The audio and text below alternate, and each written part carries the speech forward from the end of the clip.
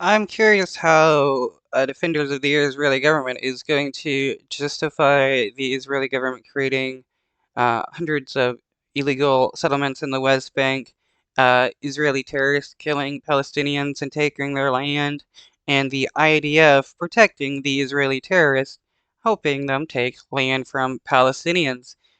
How can they claim that Israel is following international law when they've been breaking international law for years and years and decades now?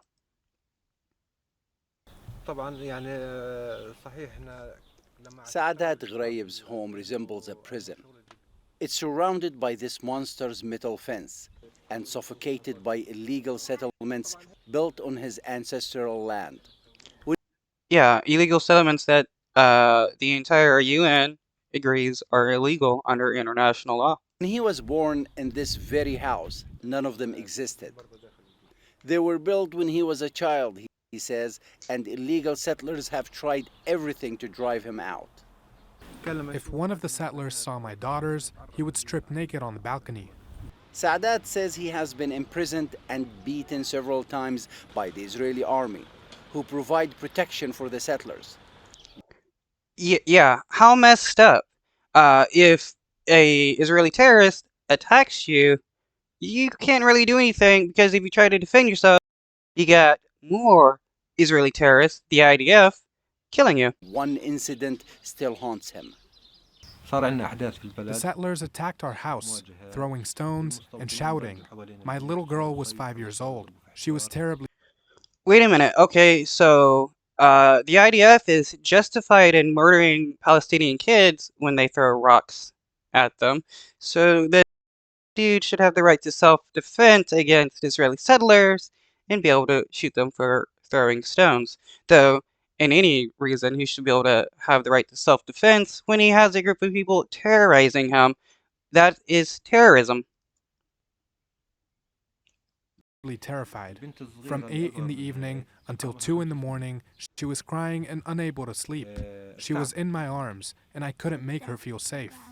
The occupied West Bank is home to nearly 3 million Palestinians and has been illegally occupied by Israel since 1967. They 1967, and it's almost 2024. Well, I mean, it's 2024, and so that's several decades of illegal occupation, several decades of the Israeli government arming and funding terrorist Israelis to go into the West Bank, kill people, and take their land. How is that? How does that not make the Israeli government a terrorist government for arming and funding terrorists? hilly land dotted with olive groves would make up the heart of any future Palestinian state. But there are now nearly 700,000 illegal settlers living in more than 140 illegal settlements on Palestinian land, making a two-state solution almost impossible. Yeah, and this is the reason why the Israeli government allows the illegal settlement of the West Bank by Israeli terrorists to try to make it harder for a two-state solution.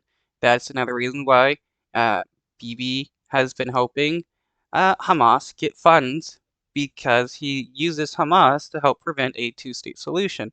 Why doesn't Bibi support the Palestinian Authority, a group that wants a two-state solution? Because that is not what Bibi wants, nor any of the far-right ministers of the Israeli government. Israel has built a separation barrier that blocks roads for Palestinians, devouring Palestinian land and cutting families off from each other. Palestinians refer to this wall as the apartheid wall. Then there are also the refugee camps. Perhaps the biggest phenomenon that reminds us of the occupation on a daily basis is the phenomenon of camps and refugees. As each and every day, it is a difficult life full of misery, and people cling to the hope of returning to their villages and cities. Palestinian residents of occupied East Jerusalem have not been spared the agony of occupation. They hold Israeli identity cards, which only allow them to travel to the occupied West Bank and Israel. But they are not considered citizens.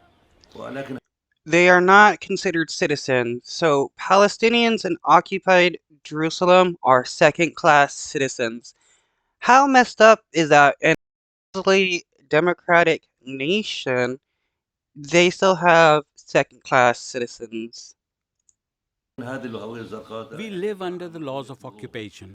This blue ID is a transit ID and is considered a temporary residence permit and can be withdrawn at any time. This is preparation for the future until the Palestinians are displaced.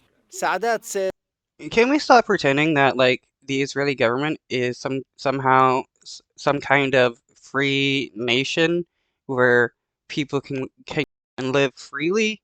Palestinians can't go and live freely in Israel. the roots of his home run deep and has pledged to remain no matter what. This house was placed in our trust, me and my brothers. It is a trust that we will not neglect. We leave this house when we die. Everything else is rejected.